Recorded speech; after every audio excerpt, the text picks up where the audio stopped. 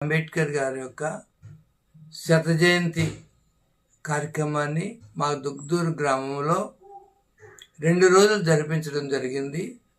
ఈ శత జయంతికి హైదరాబాద్ నుంచి, అమలాపురం నుంచి, వైజాగ్ నుంచి, కాకినాడ నుంచి, అన్ని ప్రాంతాలలో యానం నుంచి అన్ని ప్రాంతాల్లో ఉన్న బౌద్ధ పెద్దలను అందరినీ పిలిపించి వారిచే 2 రోజులు కూడా బాబాసాహెబ్ అంబేద్కర్ సిద్ధాంతాన్ని అనేక అంశములుగా చెప్పించడం జరిగింది.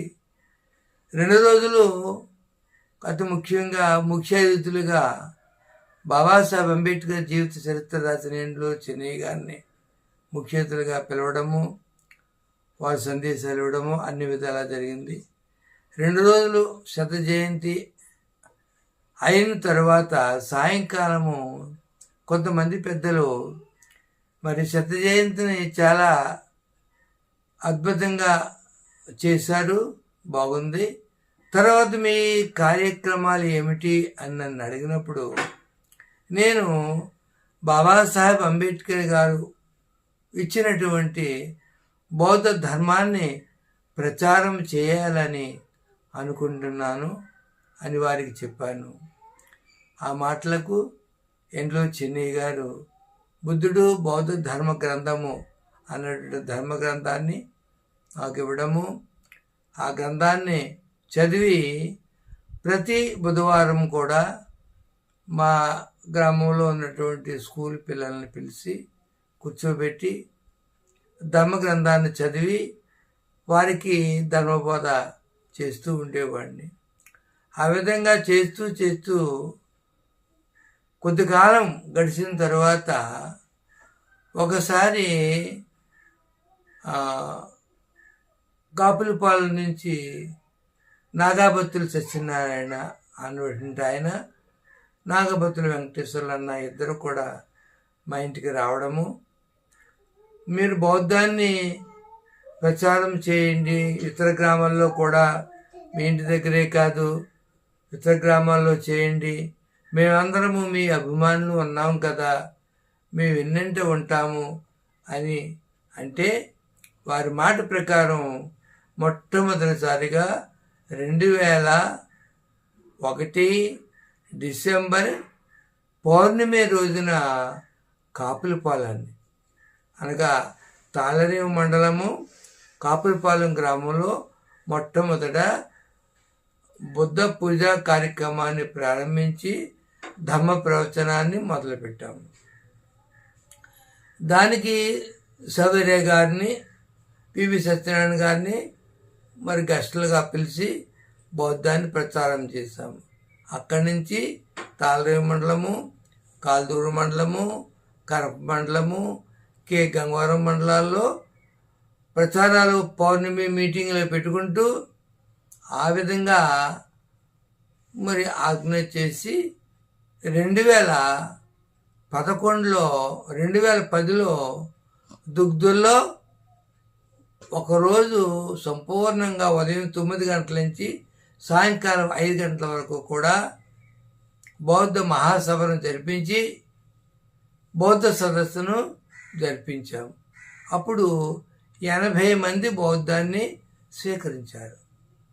దాని తర్వాత 2011లో మళ్ళీ తాళరేవు మండలంలో బౌద్ధ సదస్సు పెట్టి 1 డే ప్రోగ్రాం ఉదయం 9 గంటల నుంచి సాయంకాలం 5 గంటల వరకు కూడా బౌద్ధ మహాసభను జరిపించాం. అక్కడ కూడా 60 మంది బౌద్ధ ధర్మ దీక్షను తీసుకున్నారు. అక్కడ నుంచి గోవలంక, తాళరేవు, కాజులూరు, కరప, బట్లబాలిక, మెరకపొలం ఇత్యాది రామచంద్రపురం ఆ గ్రామాల్లో పట్టణాల్లో తిరుగుతూ బౌద్ధ మీటింగులు పెడుతూనే ఉన్నాము. అయితే మేము సంఘాన్ని మీటింగులు పెడుతున్నప్పుడు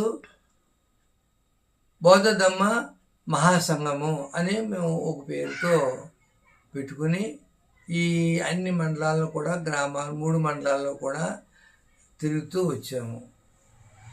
అయితే దుగ్గుదూరులో 2010లో సదస్సు పెట్టేటప్పుడు మహారాష్ట్ర నుంచి సత్యపాల్ గారు అన్నటువంటి బంతేజీ గారిని మేము పిలవడం జరిగింది. అప్పుడు మేము, అయ్యా, మేము ఇంతవరకు బౌద్ధ ధమ్మ మహాసంఘం అని పేరు పెట్టుకున్నాము, మా సంఘం ఏదో పేరు మీద నడిపిస్తున్నాము, మా సంఘానికి ఒక బంతేజీ గారు అంటే మీ నోటి మీదుగా ఒక పేరు పెట్టవలసిందిగా కోరుతున్నాము అని సత్యపాల్ బంతేజీ గారిని అడిగినప్పుడు, అప్పుడు బంతేజీ గారు సభలో అందరి సమక్షంలో నేటి నుంచి ఈ సంఘము త్రిరత్న బౌద్ధ ధమ్మ సంఘము అని ప్రకటన చేశారు. 2010లో త్రిరత్న బౌద్ధ ధమ్మ సంఘం పేరు మీదే ఇంకా అక్కడి నుంచి మేము మీటింగులు పెడుతూ ఆ సంవత్సరం అంతా కూడా 2011లో తాళరేవు మండలంలో 2011లో మళ్ళీ అక్కడ బౌద్ధ మహాసభ పెట్టాము, సదస్సు పెట్టాము. త్రిరత్న బౌద్ధ ధమ్మ సంఘం పేరు మీదే సంఘం పెట్టాము. ఆ పేరు మీదే ఆ సభను ఏర్పాటు చేశాము. ఉదయం 9 గంటల నుంచి సాయంకాలం 5 గంటల వరకు బ్రహ్మాండంగా సభ జరిగింది. 2012లో గంటి వెంకటేశ్వరరావు గారు ఇంకా కొంతమంది అమలాపురం మీటింగ్కి వెళ్ళాలి రండి అని చెప్పేసి నన్ను పిలిచారు. అమలాపురం వెళ్ళాను. వెళ్తే త్రిరత్న బుద్ధ విహార్కి వెళ్ళాము. ఎందుకు పిలిచారో లేదు తెలియదు కానీ రమ్మనమన్నారంటే వెళ్ళాము. ఎందుకు పిలిచారో చెప్పకుండా మళ్ళీ సరే అండి తర్వాత మాట్లాడదామన్నారు. మళ్ళీ వచ్చేసాను. మళ్ళీ రెండోసారి మళ్ళీ పిలిచారు. బాబు వీరప్రసాద్ నేను కూడా వెళ్ళాము. ఒక లాడ్జీలో పెట్టారు. అక్కడ కూర్చున్న తర్వాత మళ్ళీ ఎందుకు పిలిచారో తెలియకుండా చెప్పకుండా మరోసారి చెబుదాంలేండి అని చెప్పేసి మళ్ళీ వచ్చేసాం. తరువాత ఒకసారి ఫోన్ చేసి 2012లోనే, ఏమండి మేము బిఎస్ఐ కమిటీ వెయ్యాలనుకుంటున్నాము, అమలాపురంలో అడిగితే వారు ఎవరు కూడా సహకరించట్లేదు, కాకినాడలో అడిగితే కాకినాడలో వారు ఎవరు కూడా మాకు సహకరించట్లేదు, మీకు ఆల్రెడీ తాళరేవులో బౌద్ధ సంఘం ఉంది కదా, మీ బౌద్ధ సంఘం వాళ్ళని అడిగి ఒక మీటింగ్ని ఏర్పాటు చేసినట్లయితే, అంబేద్కర్ భవనాన్ని ఇప్పించినట్లయితే, మీ వాళ్ళతో మాట్లాడి మీరు ఇప్పించినట్లయితే మేము అక్కడ మీటింగ్ పెట్టి కమిటీ వేస్తామండి. బిఎస్ఐ లేదు కదండి మన తూర్పుగోదావరి జిల్లాలోని అన్నారు. అయ్యో మంచిదేనండి, దానికే ఉంది, బాబాసాహెబ్ అంబేద్కర్ పెట్టిందే కదా, అలాగే మీరు మా వాళ్ళు కనుక్కొని చెప్తానండి అని. అప్పుడు మా సంఘం ప్రెసిడెంట్ దొన్నా సత్యనారాయణ గారు, జక్కల ప్రసాద్ గారు, సాధనాల వెంకట్రావు గారు, వీళ్ళు ముగ్గురు అతి ముఖ్యమైన వాళ్ళు తాళరేవు మండలంలో. నాగాబత్తులు సత్యనారాయణ గారు, నలుగురు.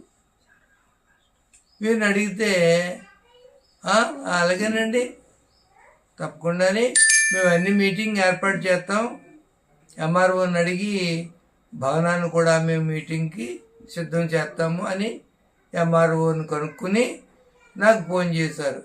ఎంఆర్ఓని కనుక్కున్నామండి, మీరు ఎప్పుడు డేట్ ఇస్తే అప్పుడు ఖాళీ ఇస్తా అన్నారు ఆయన, కాబట్టి మీరు వారితో చెప్పండి అన్నారు. అప్పుడు నేను గంటి వెంకటేశ్వరరావు గారికి ఫోన్ చేసి మరి తాళరేవులో మీటింగ్ పెట్టడానికి మా త్రిరత్న బౌద్ధ ధర్మ సంఘం వాళ్ళు అన్నీ కనుక్కొని రెడీ చేశారండి, మీరు ఎప్పుడు డేట్ ఇస్తే అప్పుడు అక్కడ మీటింగ్ ఏర్పాటు చేస్తాను అన్నాను. మీకు చెప్తానండి అని చెప్పేసి ఆయన గడ్డ వెంకటేశ్వర గారు అక్కడ పెద్దలతో అందరితో మాట్లాడి మరుసటి రోజుని ఫలానా ఆదివారం మీటింగ్ ఏర్పాటు చేసాము అన్నారు. అలాగేనండి అని మేము అందరం తాళరేవు వెళ్ళాము. అమలాపురం నుంచి ఒక నలుగురు ఎంతమందో వచ్చారు, కాకినాడ నుంచి ఒక నలుగురు ఎంతమందో వచ్చారు. ఆ కమిటీ వేయడానికి ఇంకా సరిపోక మా త్రిరత్న బౌద్ధ ధర్మ సంఘంలో ఉన్నటువంటి దున్న హసినారాయణ గారిని, జక్క ప్రసాద్ గారిని, వెంకట్రావు గారిని, జానకిరావుడు మాస్టర్ గారిని, వీరందరినీ కూడా బాబు వీరప్రసాద్ గారిని, వీరందరినీ కూడా ఆ కమిటీలో సభ్యులుగా వేసుకుని ఆ కమిటీని వారు వేసుకున్నారు 2012లో. అక్కడి నుంచి మేము మీటింగ్లు పెడుతున్నాము. మీటింగ్ పెట్టినా అక్కడి నుంచి వారిని పిలుస్తున్నాము. వారు మేము కలిసే కార్యక్రమాలన్నీ కూడా చేసుకుంటూ వస్తున్నాము. ఆ తర్వాత వీరు ఒక సంవత్సరం అయిన తర్వాత కమిటీని ప్రెసిడెంట్ మార్చుకున్నారు. బిఎస్ఐ మీటింగ్స్ కాకినాడలో పెట్టుకోవడం మొదలుపెట్టారు. కాకినాడ హెడ్ క్వార్టర్ కాబట్టి కాకినాడలో పెట్టేవాడు. మేమేమో తాళదగలో మీటింగులు పెట్టుకుంటూ వచ్చేవాళ్ళం. ఇప్పుడు ఈ విధంగా ఉండగా అంతవరకు బౌద్ధ ధమ్మ సంఘము, త్రిరత్న బౌద్ధ ధమ్మ సంఘము. తర్వాత మా అన్నయ్య సత్యదాస్ గారు అబ్బాయి గిట్ల వీర ప్రసాద్, నాన్న నేను సంఘాన్ని రిజిస్ట్రేషన్ చేస్తున్నాను అన్నాడు. బాబు నేను తిరగలేకపోతున్నాను కదయ్యా అన్నాను.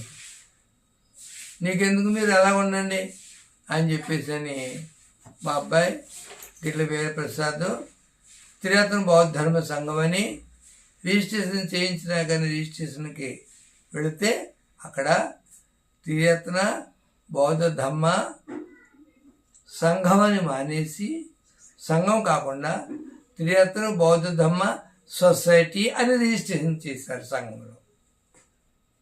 2025 నుంచి త్రిరత్న బౌద్ధ ధమ్మ సంఘాన్ని త్రిరత్న బౌద్ధ ధమ్మ సొసైటీ, మొట్టమొదట బౌద్ధ ధమ్మ సంఘం మహాసంఘం, తర్వాత త్రిరత్న బౌద్ధ ధమ్మ సంఘం, తర్వాత త్రిరత్న బౌద్ధ ధమ్మ సొసైటీ. ఈ విధంగా మా యొక్క సంఘము మరి రూపాంతరం చెందుకుంటూ ఇప్పుడు బాబాసాహెబ్ అంబేద్కర్ గారి యొక్క అంతిమ సందేశమైనటువంటి బౌద్ధము ప్రచారము కావాలంటే ధమ్మ ప్రచారకులు ఉండాలి అని అంబేద్కర్ ఇచ్చినటువంటి పిలుపు మేరకు మా త్రిరత్న బౌద్ధ ధమ్మ సొసైటీ వారు 6 మండలాల్లో తిరిగి 6 మండలాల్లో కమిటీ వేసి మండలానికి 3 చెప్పిన 6 3 18 మందికి గత జనవరి నుంచి జనవరి, ఫిబ్రవరి, మార్చి 3 నెలల్లో కూడా 6 అధ్యయన తరగతులను నిర్వహిస్తూ ఈ ధమ్మ ప్రచారకులకి బౌద్ధ ధమ్మ ప్రచారకులుగా వారిని తీర్చిదిద్ది ప్రతి క్లాసులో కూడా 2 క్లాసులు అంబేద్కర్ గురించని, 2 క్లాసులు బౌద్ధం గురించని, ఒక్కొక్క రోజు 4 క్లాసులు ఉంటాయి అన్నమాట. మంచి ప్రావీణ్యత కలిగినటువంటి సీనియర్స్, మంచి బుద్ధిస్టులు అయినటువంటి డాక్టర్ కె బాబ్జీ గారు, కోరుకొండ బాబ్జీ గారు, భానుమతి గారు, మరి పెద్దిరాజు గారు, రాంప్రసాద్ గారు, డాక్టర్ కాశీ రామారావు గారు, కొల్లి రమేష్ గారు, అటువంటి వారితో మేము గుత్తా శ్రీరాములు గారు, వీరందరితో కూడా క్లాసులు నడిపిస్తూ ఏప్రిల్ 11వ తారీఖున వీరికి పూజ్య బంతేజీ అన్నయ్య గారి ద్వారా ధమ్మ ప్రచార మిత్ర సంస్కారం ఇవ్వబడి ఏప్రిల్ 14 నుంచి ప్రతి నెల కూడా మండలంలో ఏదో ప్రాంతంలో బౌద్ధ ధమ్మ ప్రచారాన్ని నిర్వహించాలని, అంబేద్కరిజాన్ని ప్రచారం చేయాలనేది మా ఉద్దేశంతో త్రిరత్న బౌద్ధ ధమ్మ సొసైటీ ఒక కార్యాచరణ కార్యక్రమాన్ని రూపొందించుకొని ఇప్పుడు ట్రైనింగ్ క్లాసులు నడుపుతున్నాయి.